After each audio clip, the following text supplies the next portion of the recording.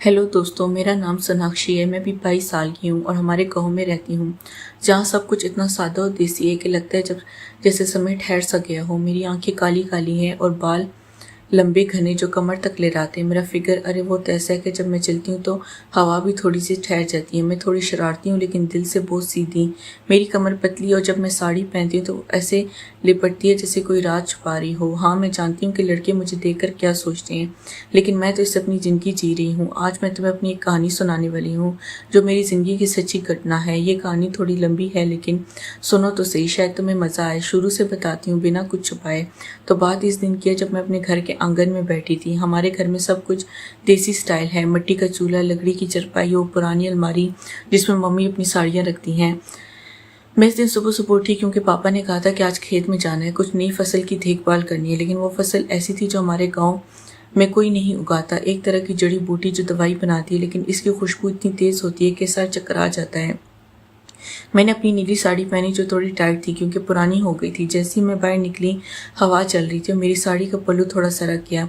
मैंने इसे ठीक किया लेकिन मन में सोचा कि अगर कोई देख ले तो क्या सोचेगा। खैर, मैं खेत की ओर चली। रास्ते में हमारे पड़ोसी चचा जी मिले और हमेशा मुस्कुराते रहते हैं। बेटी, आज कहाँ जा रही हो? इन्होंने पूछा। मैंने कहा, चचा, खेत में पापा ने बुलाया। वो हंसे और बोले, चचा, वो वाली फसल, सावधान रहना, इसकी पत्तियां छूने से हाथ गर्म हो जाते हैं। मैंने सोचा, गर्म हो जाते हैं मतलब क्या? लेकिन मैं चुप रही क्योंकि देसी गांव में ऐसी बातें होती रहती हैं। खेत पहुंचकर मैंने देखा पापा वहां पहले से थे। वो जड़ी बूटी को देखभाल कर रहे थे। हाँ जब बेटी, इन्होंने कहा, देख ये पौधे कैसे बड़े हो रहे हैं। इन्हें पानी देना है लेकिन सावधानी से क्योंकि इनकी जड़ें बहुत नाजुक हैं। अगर ज्यादा दबाव पड़ा तो टूट सकती हैं। मैंने पानी की बाल्टी उठाई और धीरे धीरे पानी डालना शुरू किया। पानी की धार ऐसी थी कि वो पौधों पर गिरती और छटक कर मेरे पैरों पर आ जाती। मेरे पैर गीले हो गए और साड़ी का निचला हिस्सा थोड़ा चिपक गया। मैं सोच रही थी कि अगर कोई लड़का यहाँ होता तो क्या सोचता, लेकिन वहाँ तो सिर्फ पापा थे और वो मुझे सिखा रहे थे, बेटी इन पौधों को छू कर देख। पापा बोले, देख कितनी मुलायम है पत्तियां, लेकिन ज्यादा मत दबाना वरना रस निकल आएगा। मैंने छुआ और सच में वो पत्तियां इतनी नरम थी कि लगता था जैसे कोई गुदगुदा रहा हो। मन में एक अजीब सा एहसास हुआ लेकिन मैंने खुद को संभाला। पापा ने कहा, ये जड़ी बूटी दवाई बनाती है जो लोगों की थकान दूर करती है, रात को नींद अच्छी आती है। मैंने हाँ में सर हिलाया लेकिन सोचा कि थकान दूर करने वाली मतलब रात की थकान। काम करते करते दोपहर हो गई। पापा ने कहा, बेटी अब घर चल, मम्मी ने खाना बनाया होगा। हम घर लौटे। घर पहुंचकर मैंने देखा कि मम्मी रसोई में थी। वो एक नई रेसिपी ट्राई कर रही थी। एक तरफ की सब्जी जो हमारे गांव में गरम मसाला कहते हैं। बेटी आज मदद कर, मम्मी बोली।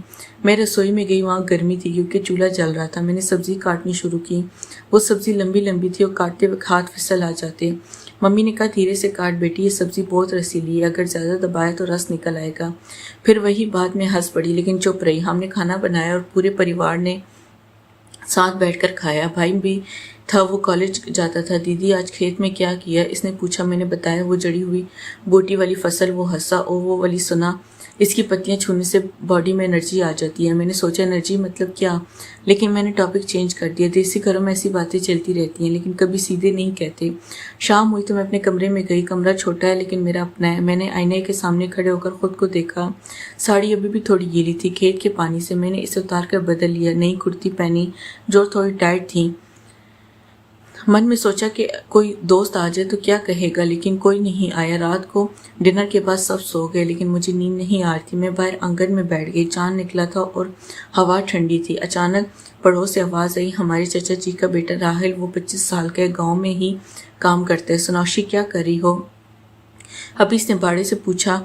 चौंक गई लेकिन बोली, बस नींद आ रही थी। वो बोला, मुझे भी चल थोड़ी बातें करते हैं। मैंने हाँ कहा क्योंकि देसी गांव में पड़ोस ऐसे ही बात करते हैं। हम बाड़े के पास खड़े होकर बात करने लगे। बोला, आज खेत में देखा था तुझे, वो फसल अच्छी लग रही थी। मैंने कहा हाँ, लेकिन काम थकाने वाला था। वो ऐसा थकान मैं जानता हूँ एक तरीका थकान दूर करने का। वो जड़ी बूटी की चाय पी। मैंने सोचा चाय, लेकिन इसकी आंखों में कुछ और था। कैसी चाय?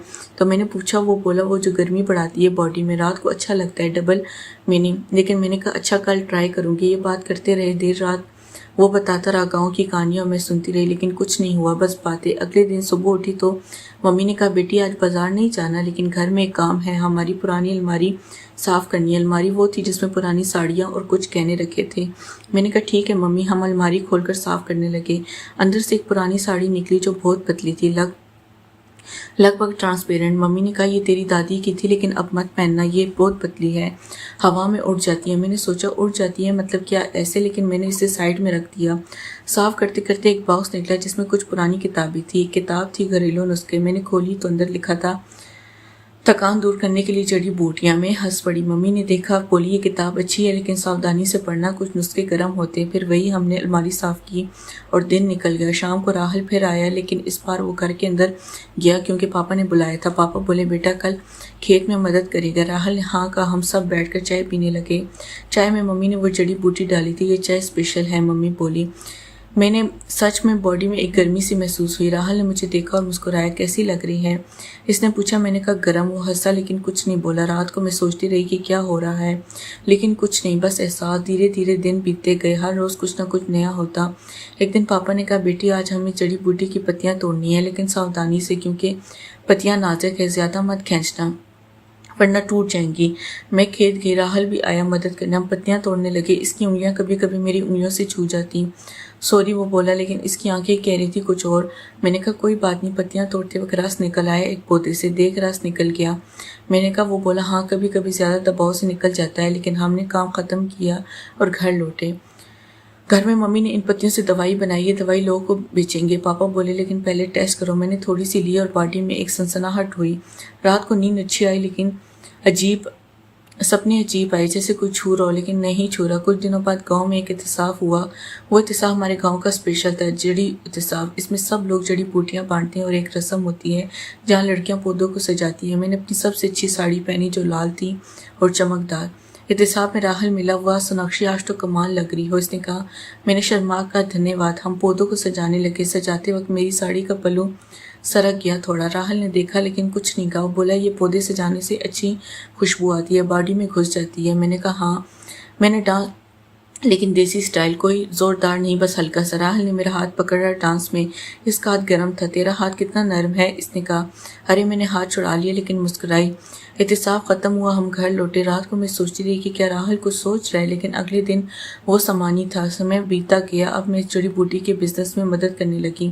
पापा ने कहा बेटी तो अब बड़ी हो गई, बिजनेस संभाल। मैंने हाँ कहा। राहुल भी मदद करता। हम साथ में पौधों की देखभाल करते। हर दिन कुछ ना कुछ होता। कभी रस निकलता, कभी पत्तियां छूटती, कभी खुशबू से सर चकराता, लेकिन कभी कुछ आगे नहीं बढ़ा। एक दिन हम खेत में थे और अचानक ही एक पौधा गिर गया। राहुल ने उसे उठाया और इसका रस इसके हाथ पर लग गया। उफ गरम लग रहा है, इसने कहा। मैंने अपना रुमाल दिया, लगा ले। मैं बोली। वो बोला तेरा रुमाल खुशबू दे रही है। इसमें मैं शर्मा गई लेकिन फिर काम में लगी। देसी जिंदगी ऐसी है, छोटी छोटी बातें लेकिन दिल को छूती। धीरे धीरे मैंने नोटिस किया कि राहुल की नज़रें बदल रही हैं। वो ज़्यादा बात करता, ज़्यादा मुस्कुराता। एक शाम हम आंगन में बैठे थे, पापा और मम्मी अंदर थे। राहुल बोला सोनाक्षी तुझे पता है वो जड़ी बूटी क्या करती है? मैंने कहा थकान दूर। वो बोला नहीं, वो प्यार बढ़ाती है, बॉडी में एक फीलिंग लाती है। मैं चौंक गई। क्या मतलब? वो करीब आया लेकिन मैंने रोक दिया।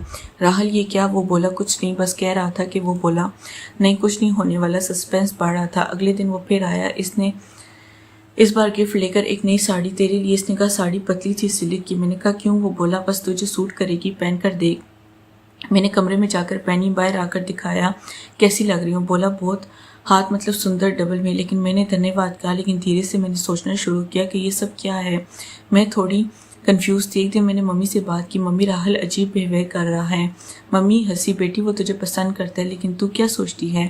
मैंने कहा पता नहीं। मम्मी बोली देखिए गांव में प्यार ऐसी होता है, जड़ी बूटियों की तरह धीरे धीरे बढ़ता है, लेकिन सावधान रहना, ज़्यादा गर्मी मत होने देना। मैं समझ गई लेकिन राहुल के साथ बातें जारी रही। हम खेत जाते, पौधे सजाते, वो चाय पीते। हर बार वो करीब आने की कोशिश करता लेकिन मैं रोक देती। सस्पेंस बना रहा, लगता था कुछ होगा लेकिन नहीं होता। कुछ महीने बाद गांव में एक बड़ा बदलाव आया। वो जड़ी बूटी का बिजनेस बड़ा हो गया। पापा ने कहा बेटी अब तो ये संभाल। मैं बड़ा हो रहा हूँ। मैंने हाँ कहा। राहुल भी पार्टनर बना। हम साथ काम करने लगे। लेकिन एक दिन राहुल ने कहा सोनाक्षी मैं तुझसे शादी करना चाहता हूँ। मैं चाहूँ गई। क्या? वो बोला हाँ तुझे प्यार करता हूँ। वो सब बातें, वो एहसास सब इसलिए। मैंने सोचा तो ये था राज। लेकिन मैंने कहा राहुल मैं तैयार नहीं, मैं अपना बिजनेस बड़ा करना चाहती हूँ। वो उदास हुआ लेकिन बोला ठीक है इंतज़ार करूँगा। लेकिन मैंने फैसला कर लिया, मैं इस जड़ी बूटी से एक नई दवाई बनाऊंगी जो महिलाओं की ताकत बढ़ाती है, इन्हें इंडिपेंडेंट बनाती है। वो दवाई नहीं थी थकान दूर करने की, बल्कि माइंड को स्ट्रांग बनाने की। मैंने गांव की लड़कियों को सिखाया कि कैसे खुद पर भरोसा करें, राहुल ने देखा और समझा। वो बोला, सोनाक्षी मैं गलत था, तू सही है। ये कहानी प्यार की नहीं सक्ष्टरन की है। मैंने हाँ कहा। अब हम दोस्त हैं और बिजनेस आज चलाते हैं। अंत में राहुल भी मान गया कि सबसे अच्छी कहानी है।